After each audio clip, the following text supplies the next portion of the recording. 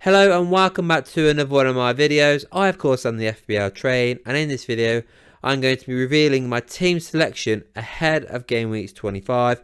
Now obviously it's a massive game week this week because we've got double game weekers for 4 teams. Most notably of course it's Man City and Liverpool, so you really want to get those assets in as much as you can. I've only got 2 so far. I need more. I do have 2 free transfers though for this game week, and I have made one already. The second one I'm yet to decide on. It's quite difficult on which player I want so far. I'm debating between 2, and I'll reveal my reasons later on as to why. But before that, let's look back on game week 24 and see how I got on. And you can see it on screen anyway.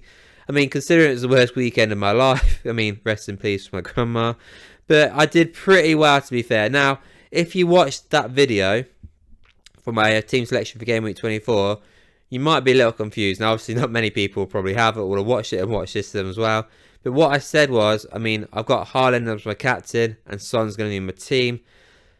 Now, like an idiot, I'm sure, I must have, anyway, forgot to click save when I did it. So it didn't go through. So in the end, Foden stayed as my captain, and Son stayed on my bench. Now, it did work out for, obviously, the Douglas Luiz one, but I was confident. I even said to friends of mine, Haaland's my captain. I'm going to smash it. He's going to smash it this week. No problem. Like he did. But yeah, I was absolutely shocked when I realised that he wasn't my captain. And I must have forgot to click save. So that's a lesson for me. Always double check your teams before, obviously, the deadline, just in case you've made a silly mistake there. But anyways, let's talk about it then. So 70.9 points overall. Pretty decent considering Haaland wasn't my captain, I've got to say. Gave me a nice little green arrow just under, or just over the top 100k now. So yeah, really happy with that overall. So obviously starting us off with my goalkeeper. I mean, I've got to be happy really that the Bracker got me a point. He conceded 2 goals, obviously, which was a bit disappointing. But I did expect Forest to score goals. I did say I was not confident at all really in him or Newcastle's defence, and that was the case. And he only got 1 point, but he didn't concede 6 goals, really, did he? Like obviously Aurelio did. So yeah, I was really surprised it was 6 against Arsenal, but it just felt every time Arsenal was going to be on the attack or going to score, it was unbelievable. So I've got to be happy realistically that I got 1 point. So there you go, 1 point for my goalkeeper. Defence. I made the well, it was always a debate which defender to go for. Obviously, Estupiñán had the fixture against, obviously, Spurs. I said that I was going to, obviously, it was a tough decision, really, because Gabriel, I thought, had a tough fixture. Turns out it wasn't. But I decided to put Estupiñán on the bench just because he was actually away from home. And obviously, it was looking pretty bad at one point, because obviously, Brighton were a goal up, obviously, against Spurs, and they're looking pretty decent fair. And I thought, here we go, he's going to get the clean sheet, and I'm going to look like a right mug. But that wasn't the case. They conceded 2 goals, he got a yellow card, and he came away with nothing, so I got away with that. And obviously, Charlie Taylor still out injured currently for Burnley. So that left my starting defenders. Udogie got me 2 points, just, you know, he played 79 minutes, didn't really do anything at all, really, so it was a shame. But yeah, Kieran Trippier, I mean, I've got to be happy with the 4 points, really. Again, he got another assist, so buzzing about that. This is a Trippier we've missed for quite some time. So yes, he did obviously concede 2 goals, but he still came away with an assist, which got me 4 points overall. So I've got to be happy with that. And Gabriel, I mean, obviously, if you doubled up in Saliba and Gabriel, you're absolutely buzzing your tits off. Goals and clean sheets all around there. But obviously, I've got Gabriel absolutely ecstatic. He got the goal, he got the clean sheet. I mean, neither of them got the bonus points, which was, you know, surprising. But, you know, 12 points, absolutely smashed it. He's only 20% owned, so buzzing about that. Really happy with that performance from him. My midfield, so I've spoken about this already. Phil Foden was my captain for this week, although I assumed I had changed it to Erling Haaland. Like an idiot, I must have forgot to click save. So I was absolutely frustrated that. So he blanked. Obviously, he got the hat-trick week before, so I didn't stick with him. I generally just thought I had Haaland as my captain. I should have checked before the deadline, but I didn't even check Saturday morning at all because of what was going on in personal life. But yeah, unbelievable that was. So he blanked. He got just 6 points for me, which is a real shame because out of all the midfielders, he was the worst. Even with Son on the bench. So Son Obviously, he didn't start, which was a surprise to be honest. But he did come on and he got an assist for Spurs. So he got 4 points. So even he came away with more points than Foden, which is unbelievable. But yeah, Palmer, I mean, great performance last night. It was looking bleak for Chelsea, 1-0 down, then it was 1-1. Then, it looked like it was going to be a draw. But right at the end, he gets 2 assists. Bam, bam. Happy with that. 10 points there. Really good with that. Douglas Luiz, I mean, this was the only decent thing about whole, possibly, I mean, must have, like he's saying, not saving my team. So obviously, I had Son in my team originally, and I was going to replace him with Douglas Luiz. And I even said in my team selection video last week, this is a week where I need to find somewhere to put Douglas Luiz, but I couldn't find a space for him. And I just reckon it was going to be like it was last time he would score. And that is exactly what happened. But thankfully, he was starting for me this time. Quite lucky there.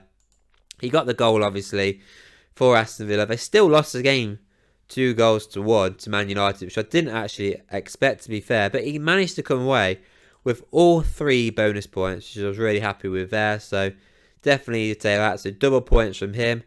And obviously Saka absolutely smashed it. 2 goals, 1 was a penalty. I mean, they destroyed West Ham. I did not see that coming at all. So absolutely smashed it. 15 points from him. Killer. I mean, great performance from him. So happy with that. And then that leads me on to my strikers. So Ollie Watkins, I was disappointed with him. I did think they'd probably win the game 3-4. If being honest, I didn't think they'd lose 2-1. So that was disappointing. So from him.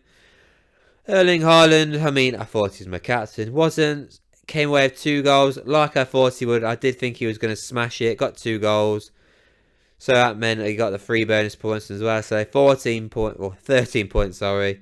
13 points I missed out on. So yeah, that was a shame. So I could have had an even bigger green arrow. I could have got into the top 100k. And that wasn't the case, I'm afraid. And then it leaves me with Solanke. I mean, he's gone down in price again. He's now 6.9 million, which is quite a surprise. But, he has got 2 difficult fixtures coming up. But he did get an assist, obviously, against Fulham in that defeat. I mean, look, it doesn't matter if he wins or loses, as long as he gets goals or assists. He got the assist, so 4 points from him. So I can't be too disappointed with him there. So I'll definitely take that. So 79 points overall. I mean, top 2 million in terms of game rank for that week. It's not too bad, to be fair. So yeah, just now, getting closer and closer to getting into the top 100k so far. I've got to be happy with the green arrow. So yeah, although obviously I made the mistake at the start of the game week, I'll take the green arrow. Absolutely happy with that. So yeah, overall, definitely got to be happy with the green arrow. 79 points. So then let's reveal my team selection then. So starting us off with the goalkeepers, I've gone for Dubravka ahead of Areola. Tough decision of him, being honest, because honestly, if Dubravka was away from home, I would go for Areola, because they got absolutely battered, West Ham, against Arsenal. And I do think they're going to try and make up for that poor performance and make up to the fans by getting a win against Forest. But just because it's at home, Dubravka is, not Newcastle are, they're at home to Bournemouth. I've got to go for them. Even though they're constantly leaking in goals as well. It's a tough one. But I'm just edging for Dubravka. I mean, I could change mine towards the end. But I think the fact that they're playing at home, West Ham are away, I've got to go for Dubravka ahead of Areola.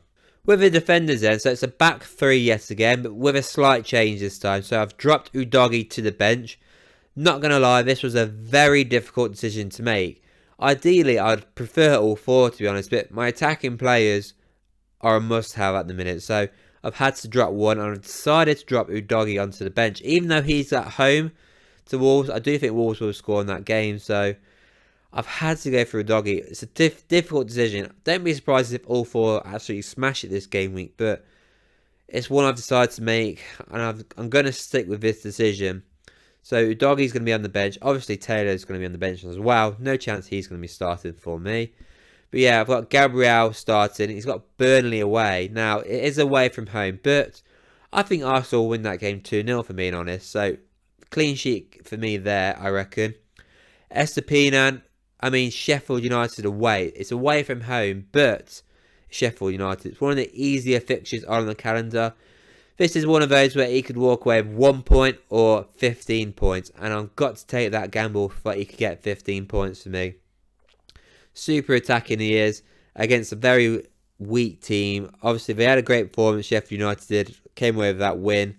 But, Brighton, I do think they're going to really smash it there. So I'm just going to have him in my starting 11 this game week. And then that leaves me then with Kieran Trippier. Now, Bournemouth did a number on them when Newcastle went away. Hopefully that doesn't happen this time.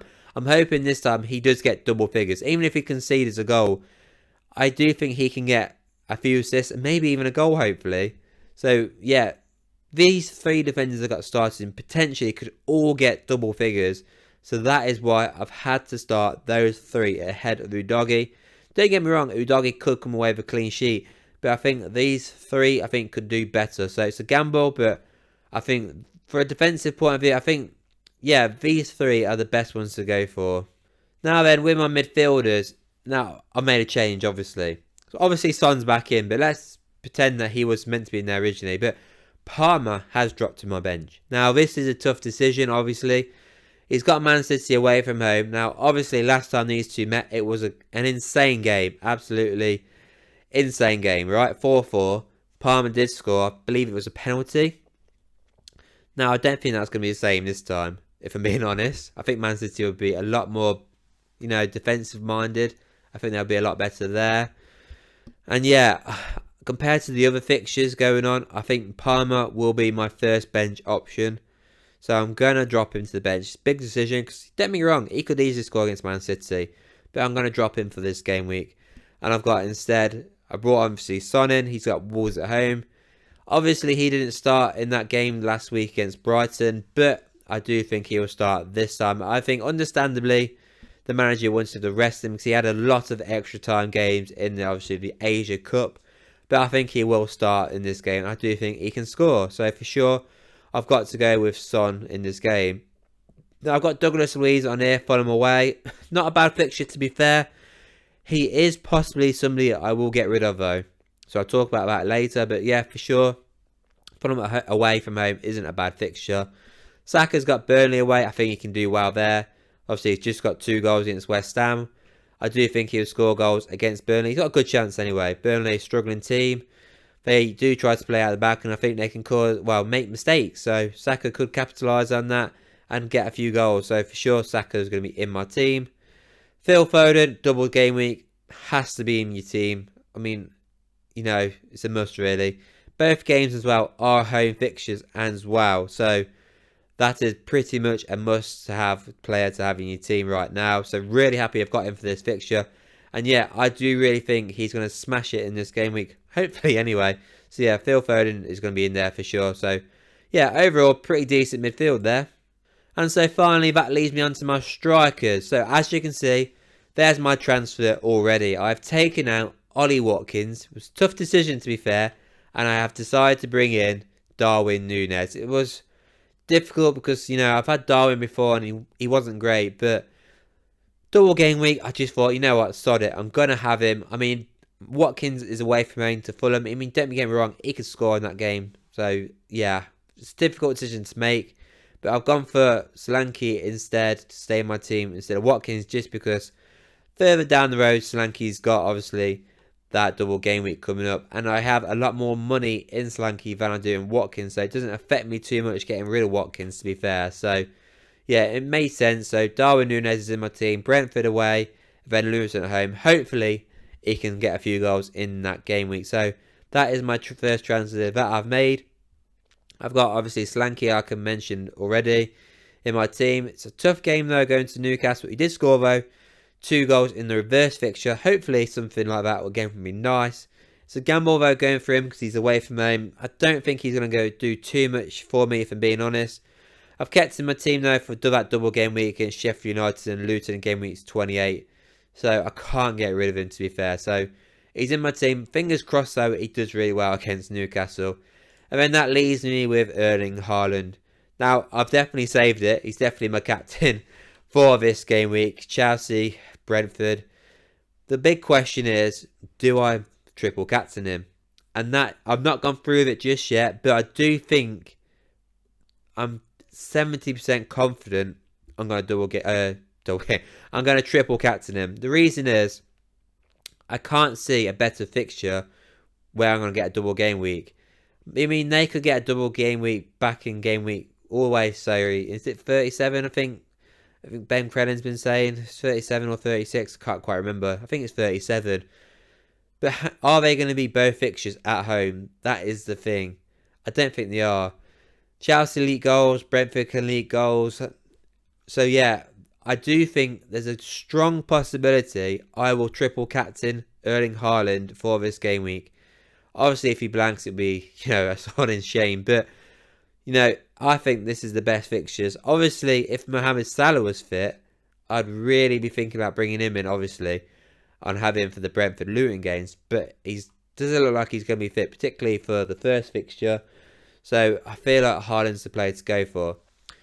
And that also leads me then my second transfer, which I mentioned before. I can't decide which player to go for. It's either going to be not Douglas Luiz. Well, no, let's talk about the player I'm going to get rid of. So it's either going to be Douglas Luiz or Cole Palmer. One of those two players is going to be coming out of my team in game week 25. Now, Cole Palmer's got unbelievable. He's been unbelievable this season in terms of stats and goals. He's been incredible. But he's possibly got a blank in 26, which is already confirmed, and possibly in 29.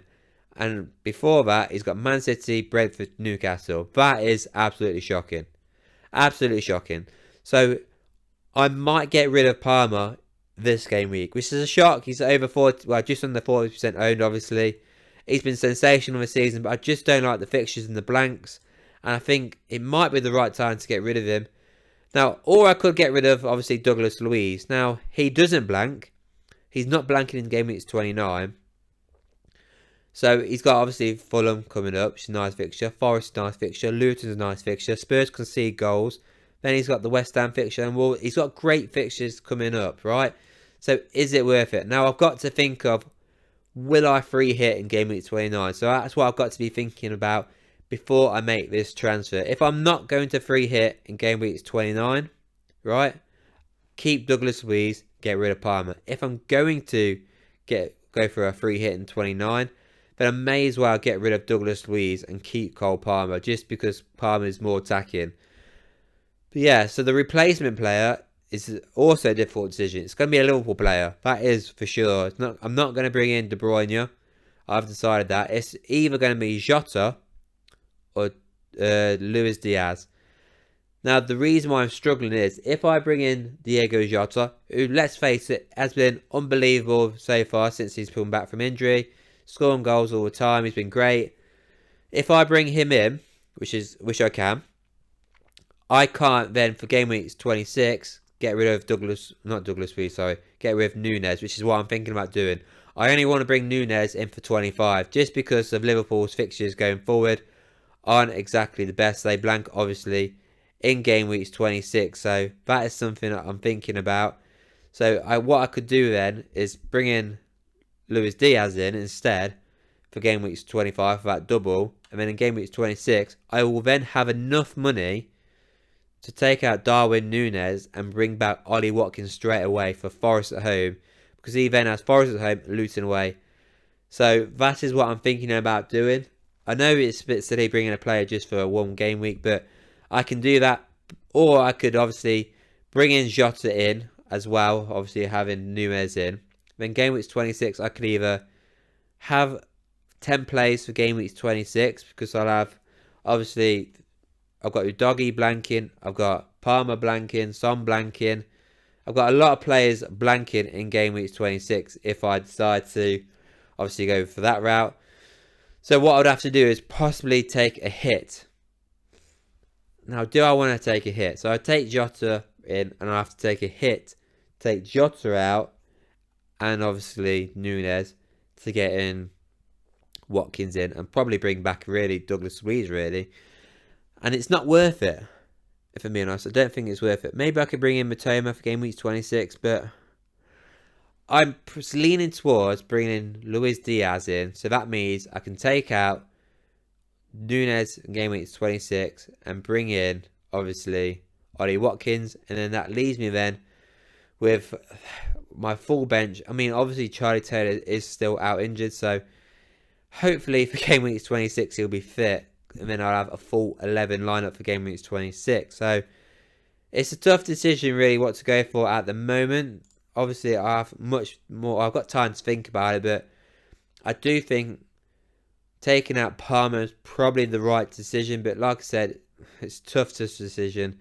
But yeah, Luis Diaz is the guy I'm thinking about bringing in ahead of Jota. Everyone's going for Jota as well, so it could be a decent differential as well. But that would, at the end of the day, give me 4 double game weekers for this fixture, or for this game week, which is great. So yeah, that is the conundrum I've got currently right now. So let me know what you think of this team, or my team. Let me know what your teams are. Let me know what you think I should do as well, if there's anything I'm missing out. And don't forget as well to like this video, hit subscribe, and I'll see you all on the next one.